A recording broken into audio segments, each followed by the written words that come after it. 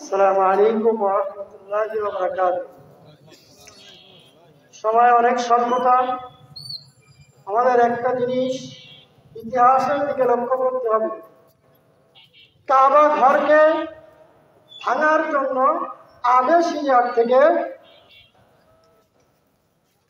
হস্তি বাহিনী হাতির উপরে কিছু মানুষ আসছিল কাবাকে নস্যাৎ করার জন্য।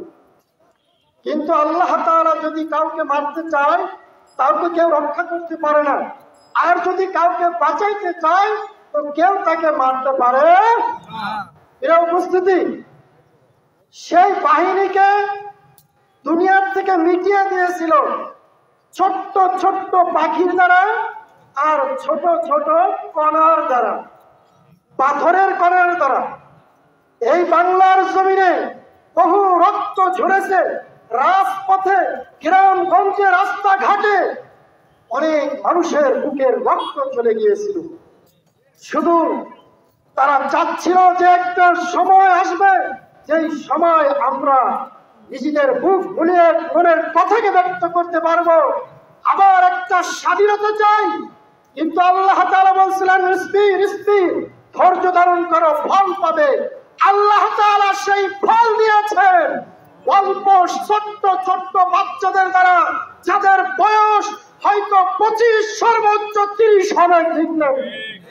বেশি বয়স নেয় নাই, অনেক বয়স্কদেরকে নেয় নাই, বৃদ্ধদেরকে নেয় নাই। যুবকে কেবল পদার্পণ করেছেন। তাদের মাধ্যমে আল্লাহ তাআলা এই মানুষের আত্মনামকে সফলতা কামী করেছেন। কিন্তু এই থেকে আরেকটা করতে হবে। ওই দলের ভিতরে মক্কার ভিতরে এক ব্যক্তি ছিল আবু রিগাল। সে করছিল স্বজাতিদের উপরে গাদ্দারি করে ওই হস্তি বাহিনীদেরকে সহযোগিতা করেছিল। কিন্তু আল্লাহ পাক রব্বুল আলামিন তাকে এমন অপদস্থ করেছে, এমন লাঞ্ছিত করেছে, কিয়ামত পর্যন্ত যত মানুষ আসে তার কবরের উপরে জুতা মারে। এর থেকে আমাদের শিক্ষা নিতে হবে।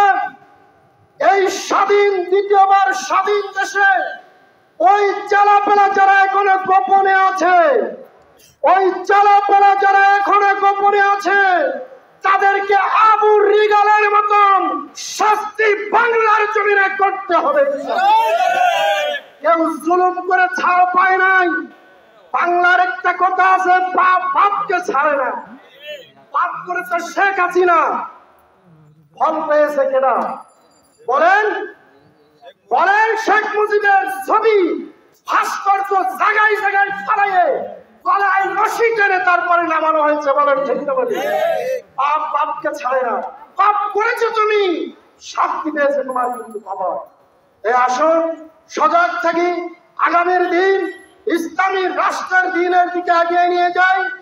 আগামী দিন এই বাংলার জমিনকে ইসলামী রাষ্ট্র করব, আর সেটা একজন সৎ যোগ্য মুত্তাকি পরহেজগার আমিরের মাথা হাতে দ্বিতীয়বার বারবার আর যেন আমরা ধোঁকায় না পড়ি।